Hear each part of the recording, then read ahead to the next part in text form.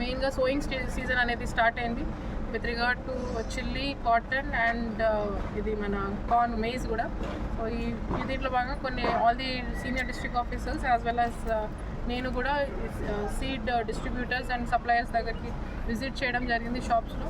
So వాళ్ళు అంటే stock position ఏంటి డిస్ట్రిక్ట్లో, ప్లస్ వాళ్ళు సేల్స్ ఎలా చేస్తున్నారు, what is the quality of seed అనేది కూడా మేము ఇన్స్పెక్ట్ చేయడం జరిగింది. ప్రతి షాప్లో కూడా వాళ్ళు మెయింటైన్ చేస్తున్న రిజిస్టర్స్ ప్లస్ సేల్ రిజిస్టర్స్ కూడా చెక్ చేయడం జరుగుతుంది. సో దట్ మనకి ఫార్మర్స్కి ఎటువంటి ఇది ప్రాబ్లం లేకుండా అంటే good quality seeds sale plus వాళ్ళకి కావాల్సిన క్వాంటిటీ కూడా అవైలబిలిటీ డిస్ట్రిక్ట్లో ఉండేటట్టు మేము చూసుకోవడానికి ఇన్స్పెక్షన్స్ అనేది చేస్తున్నాం. మేడం, జిల్లాలో కొంతమంది రైతులు 2-3 రకాలే ఎక్కువగా కావాలని చెప్పి ముందుగానే అడ్వాన్స్గా చేస్తున్నారు మేడం. ఆ సీడ్ మన జిల్లాలో సబ్సిడీగా ఉందా? సో మనకి కాటన్లో చూసుకుంటే ఒక 2-3 వెరైటీస్ ఉన్నాయి అండ్ మేజ్లో కూడా, చిల్లీలో కూడా ఒక 2 వెరైటీస్ ఉన్నాయి. సో అది మనకి కావాల్సిన దానికన్నా ఇంకా 25% ఎక్కువ రిజర్వ్ కూడా ఉంది.